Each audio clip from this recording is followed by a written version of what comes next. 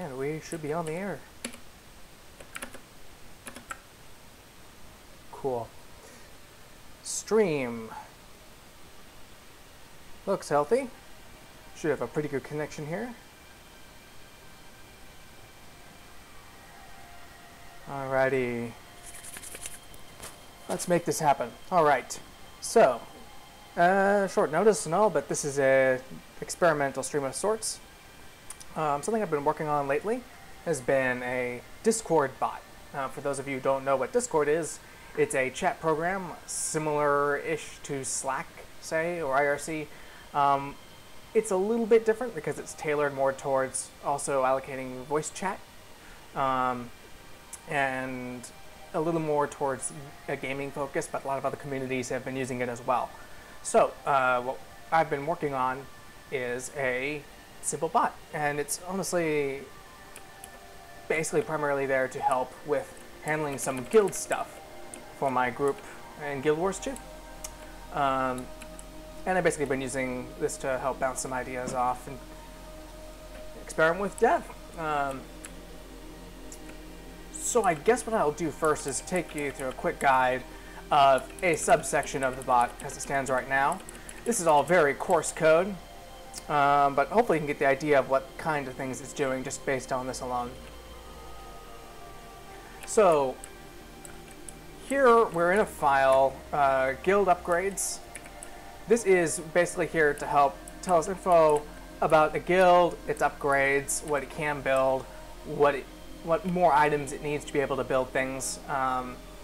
Guild Wars 2 lets you upgrade your guild after collecting a whole bunch of items and getting some heroic things done. So this is here to help us figure out what's on the table without having to hop all the way on the game and into our guild hall and ask the right person just to figure out what's up and what's not. It's a pretty straightforward tool, hopefully. To understand that point, it's just an information gathering tool, pulling from their existing API. The future goals would actually be to add some state to all this. So instead of just querying and saying, hey, how is this upgrade doing? Or, hey, which upgrades are used by this item? Or rather, vice versa. Which upgrades are used this item? You could instead have some more informed queries. So maybe I could say, hey, our server is associated with this guild. I don't have to ask by name anymore. Hey, give me the upgrades for this guild. I could just say, hey, give me the upgrades, and it'll already know, oh, I'm in this server. That's the guild that I want the information for. Or more interestingly, perhaps, is saying, for example, hey, on this server, our guild is working on these top 3 upgrades. I'd like to know what ingredients I still need to be able to build all these. And then be able to have that listed out directly. So that's the gist of what I'm going to be aiming for. Right now, this bot doesn't support any sort of state management. It holds only transient state in memory. As soon as I shut the bot down, all that state's lost. It comes right back up, and it's forgotten everything. That's pretty useless as far as we're concerned. So we'd like to make this a little bit smarter. And to do that, we're going to need to handle state. So, all that said, I'm going to have to do some refactoring of all this code. And to show you why, let's go through an example of some of what we've got on hand. Here's an example, I guess. Well, let's find another one that's a little more complex. There we go. So, let's take a look at what we have here. This is a handler for what I call the upgrade info command. This handler takes in a guild's name, it takes in an upgrade name, and an API token. And the form that this command takes when I'm using it is something along the lines of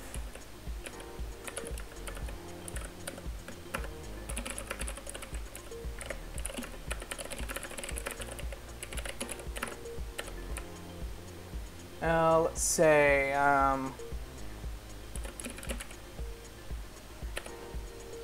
and this would search for the guild, the shard warband, toss that in here. It would extract the upgrade name, or the partial upgrade name, lumber, and it would stick that in here. And then we wire in a currently fixed token. Right now I'm just using one person's token to drive all this, so I only have access to their guilds. So that's, again, another reason that we'd like to have state. We'd like to have more than one server be able to use this guy. So, all that said, we wire those into member variables, and then we have this object playing the handler role, or the message handler role. And that's basically defined by this one long method. Hint, that's a good sign, again, that we need to refactor this. So there's a few things we do here. First, we go ahead and we make sure we have the guild's information. This part right here searches the API for a guild by name and tries to get us an ID back. Great, easy enough. We try and get details for that guild, and we try and get the treasury contents of that guild. This will tell us which items have been contributed to build upgrades, and the way their API is structured is a little weird, so this also gives us all the upgrades we have in progress, and this is the only way to find out which upgrades we have in progress is through the treasury. So it's a little bizarre. We make do. It means we have to work a little longer, write a little more code to get there, but we can still get things done.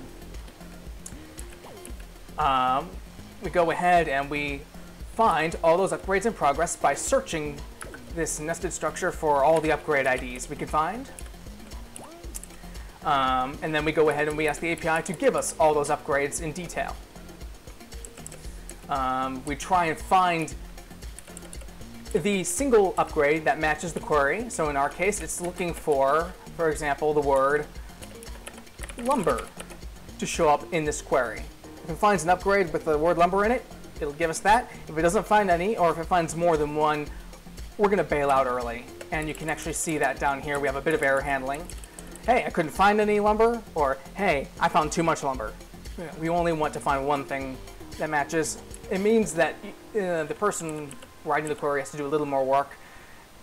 Later on, you might be able to do some fuzzy matching or whatever, but for now, we'll stick with simplicity and make things more robust later. It's good enough for now. So at the end of this, we'll make sure we have a single upgrade. We go ahead and grab how much the upgrade costs for, let's see, upgrade costs. Yeah, so the upgrade tells me how much of each item it needs. And I need to figure out how many of each item it needs, and then how much of any additional items it needs. So there's a couple of extra currencies. I think I might count lumber as an item, for example, but I might not count coin or gold as an item. I might count that as something separate, a currency. So there's a couple of these currency or non-item costs I need to keep track of as well. And so I separate those out because they need to be handled separately. So the next bit of code is basically a bunch of grouping, mapping, etc. to just get more information out, figure out if I have enough for each item, if I don't have enough for each item, and lastly, I construct this output message, which spits out all the information to Discord in a compact embed format. And to demonstrate how this looks now, I'm going to hop over, I think, to Discord real quick. Give me a second.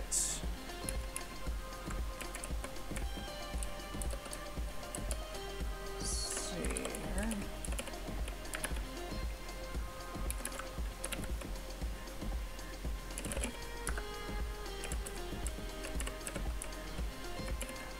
Should have opened this up beforehand. All right, welcome to the danger chamber. If I can actually click my button here. There we go. Welcome back. All right. This is the danger chamber. This is where I do a lot of my bot testing. So we should be able to actually see this in action at this point. Guild upgrade. And we're going to use the exact same command that we used earlier. Let's see if there's any lumber upgrades involved. It'll probably say no. Yeah. But I do know we have guild enhancements.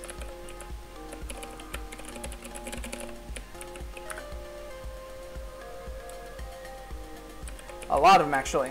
So let's look up that critical harvesting one.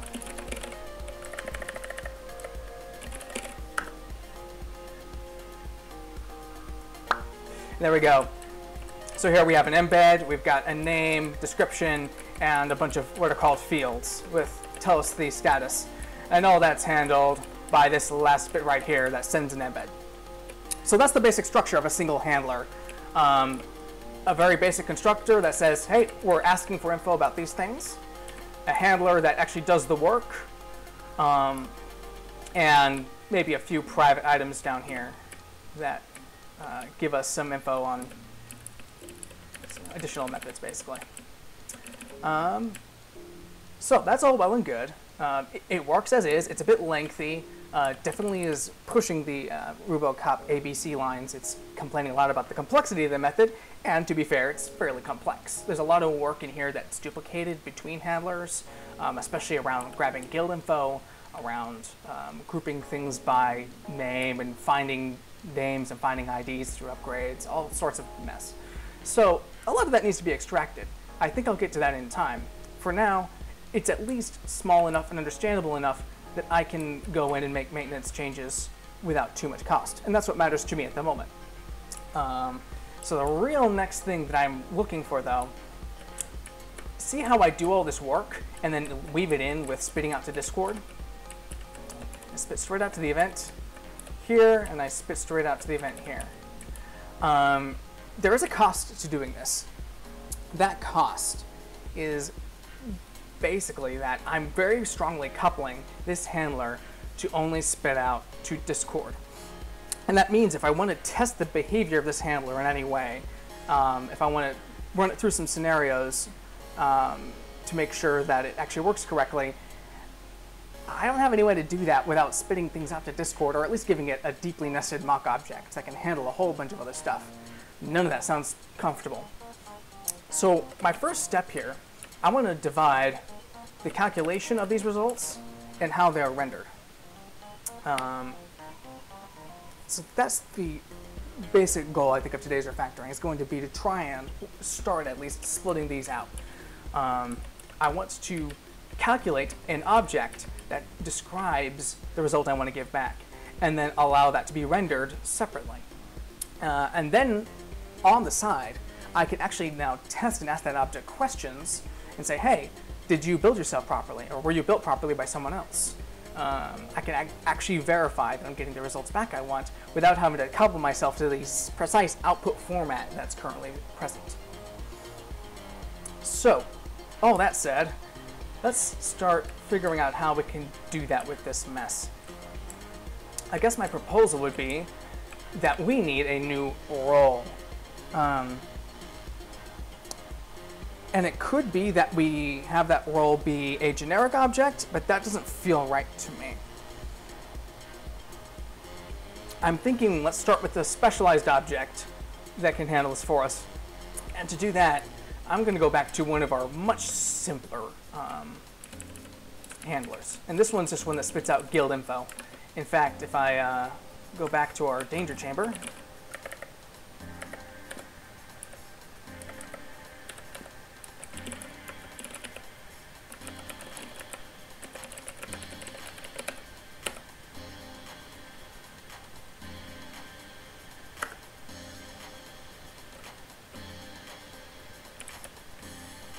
I can see information about this guild here. And just like that, it spits it out. So very compact, grab guild information, spit out a bunch of guild details with just all the info you get back from that endpoint. Not difficult. We can summarize the expected output of this event. Basically, I think by having almost a one-to-one mapping in this case. Maybe this one isn't complex enough, but we'll find out. So let's take a look at what this result might look like that we're building here. Let's figure out what kind of role it might have.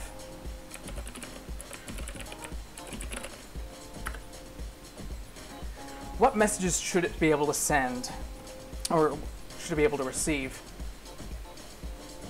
Well, we should obviously have an initialize, because we're going to be making a bunch of these.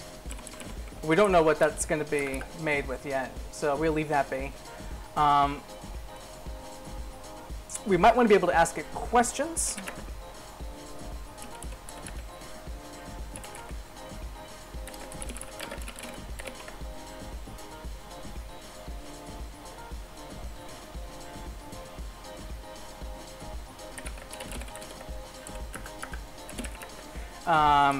That might look like that or something like that. This is just a prototype, recall, so we're just doing this slowly. And the last thing we'll definitely want is to be able to render to a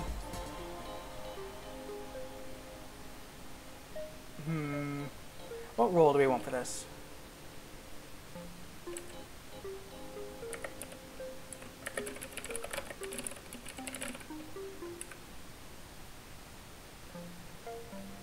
So this is a Discord renderable. I'm going to call it this for now. That seems like the role this thing is going to fill.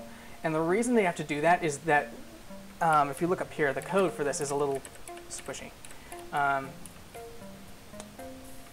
You've got one way to spit out messages to an event, and this is basically a shorthand for saying, hey, send this message to the channel that the event is sourced from. But you also have this down here, which is more explicit, which says, hey, in the channel that the event was sourced from, send an embed.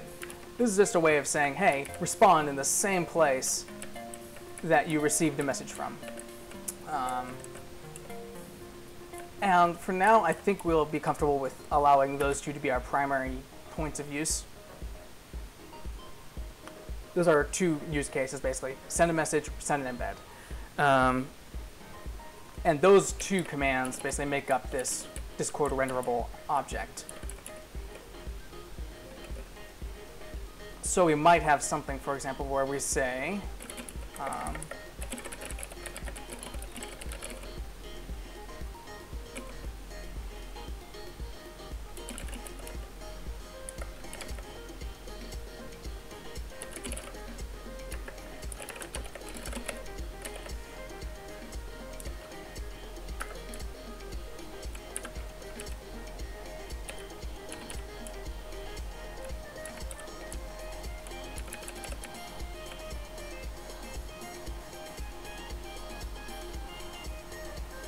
alrighty.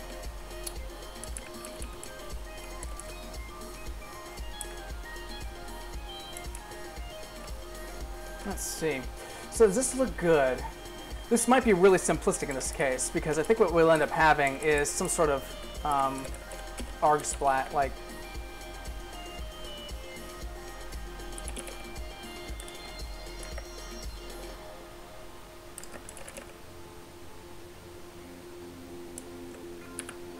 I think we'll just end up extracting information out of it like this.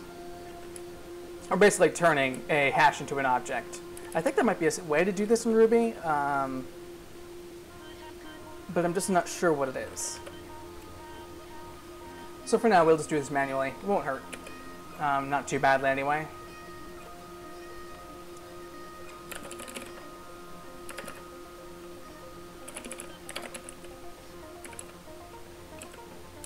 Let's just call this guild. I'm not even sure the splat syntax is right there. I don't think we need it. So we'll just continue like this.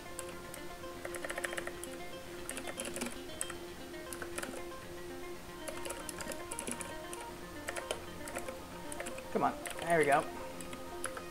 Have to get used to this keyboard again, been a while.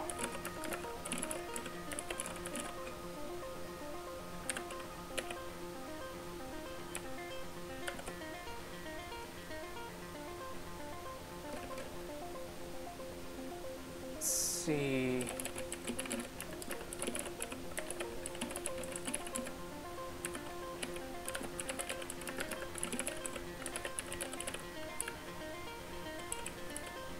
Alrighty, so then we can write something like, for example, assuming that we're not using reader attributes, we can use something like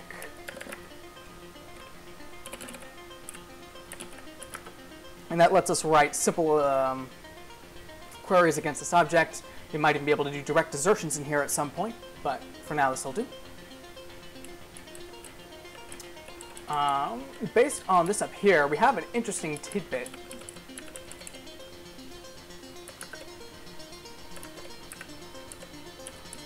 let's take that down here.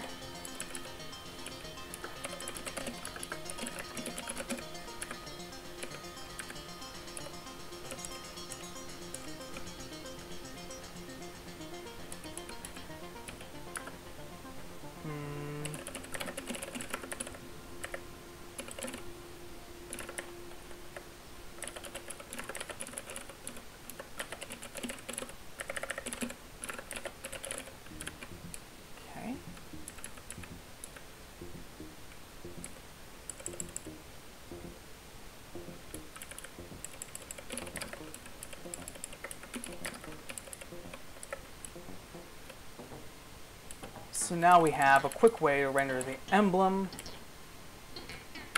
without having to calculate it in line. Okay, and that looks kind of nice. Now you have a URL that's calculated as a property inside the object, not visible from the outside necessarily. Although we could expose that as something you could test. I'm kind of ambivalent on this, honestly. I don't think we necessarily need to know exactly what the emblem URL is. I'll think about it later. Might be something we want to test. Let's see. Let's now mutate all this to use. Let's see. We just want to use the actual attribute name here.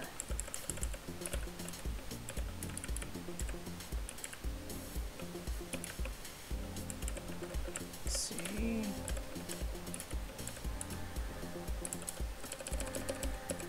Ah, we have an MOTD, I forgot. There we go.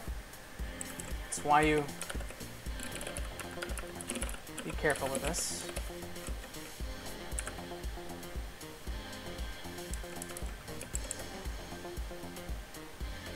I might actually be able to make this even more compact using value add.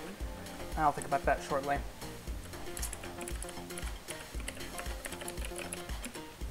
Okay.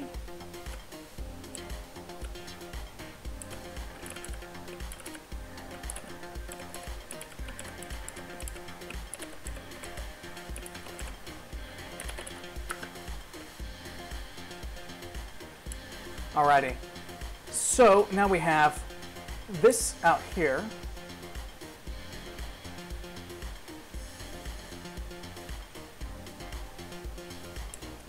Instead of using this embed using syntax for now, I'm just going to go ahead and replace this with what already we know works. And we can always redefine this rule later and make it a little more compact and get rid of the middle, or add a middleman really. That means you don't have to do this indirect channel call.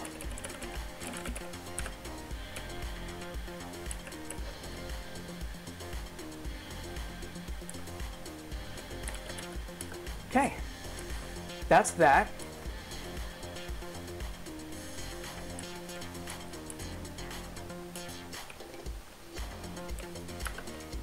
Let's see.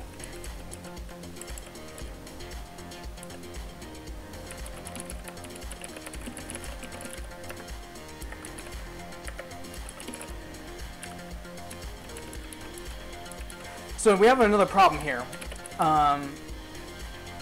If I tried to run this right now, obviously this would just spit out garbage, or rather it wouldn't do anything when I ask for guild info.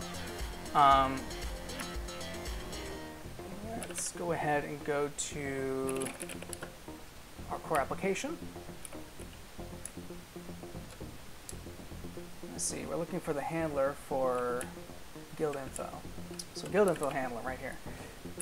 So this is how I handle things using the Discord RB library. This gives me all the tools I need to actually receive and parse the message out only when it matches certain beginning patterns, basically.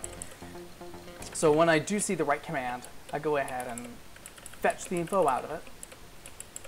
And then I go ahead and create this handler and tell it to handle the event. Now, I'm going to add something extra at the end here.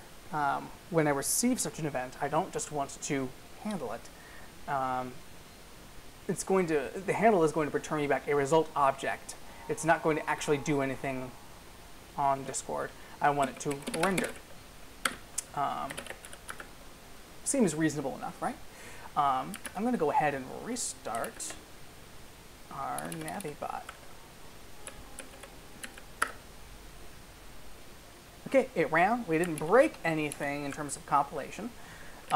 We should still be able to get the exact same result we saw before. If I rerun this command, oops.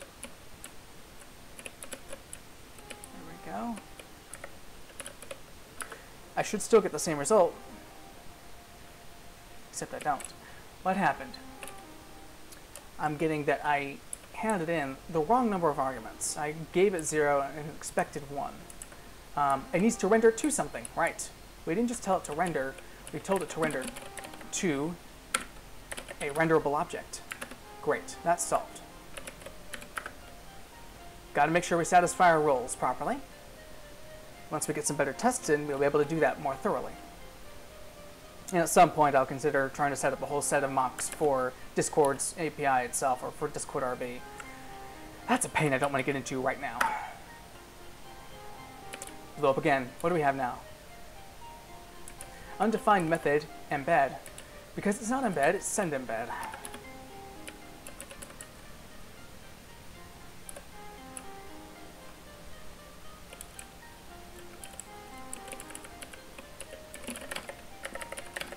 To verify that, see, so that's our bad. Thankfully, it starts up super fast here on Linux.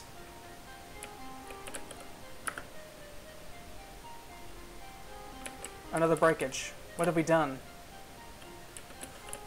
Undefined local variable or method guild. I didn't clear everything out, that means. Aha! Make sure you replace all instances of your hash references.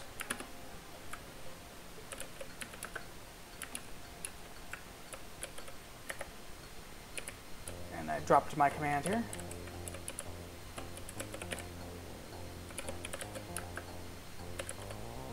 And I didn't copy correctly.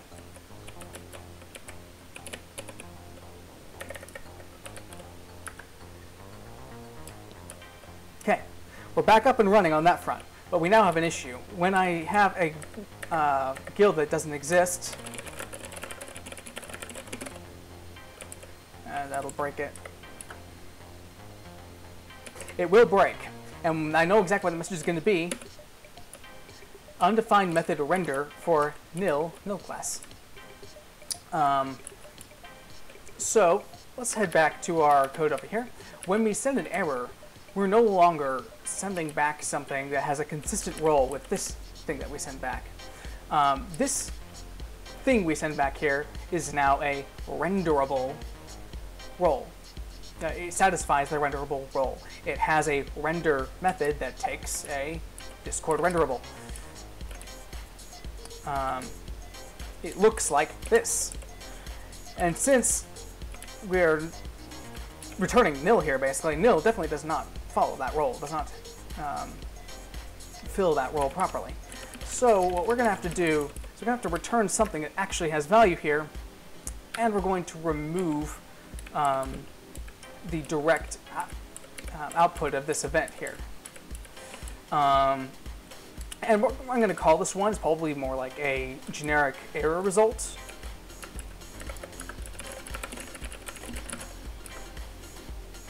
And we're going to initialize it with a message. I'm not even going to bother, I think, with a reader attribute for this one.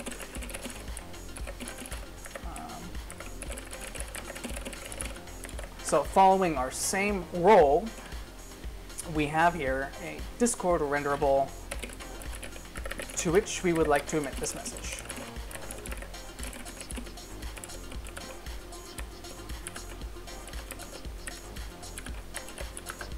Okay. Seem good.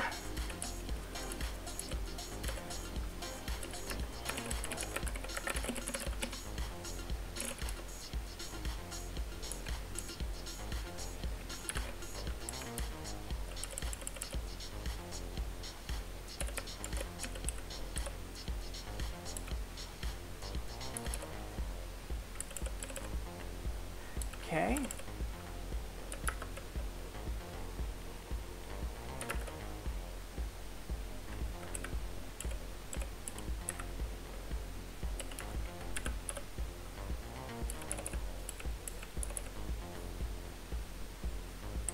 How long is that line?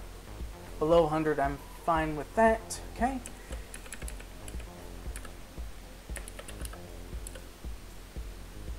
So, if guilds is empty, we return an error result object.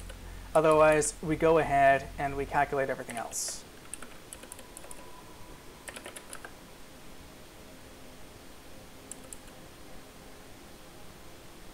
Nice and compact. I like the look of it. I think we're good for now. To verify that this now works as expected, let's go ahead and rerun Disco Navi, and we're going to rerun that same command.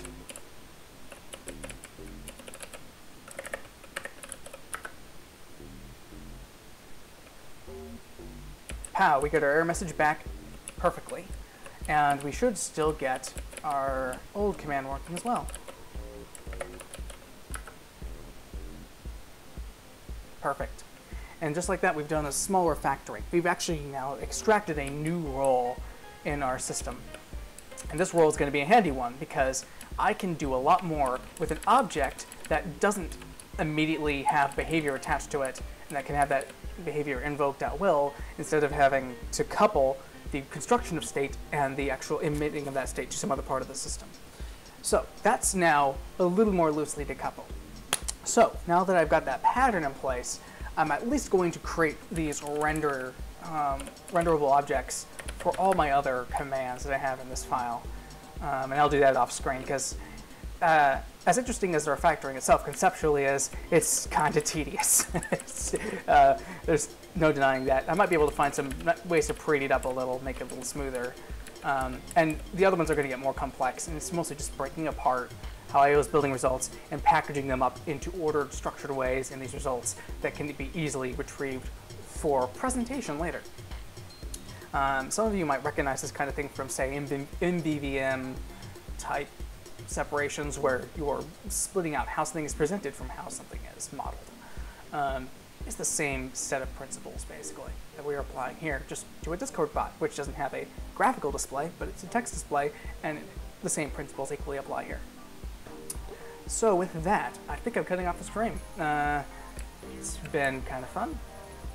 Don't know how useful this is to anyone watching, but I figured I might as well stream it as I did it. Helps be disciplined and actually take the steps to start moving this project along. I think we satisfied both of our goals here. And with that, I'll take off. Take care all. Hope you have a great day.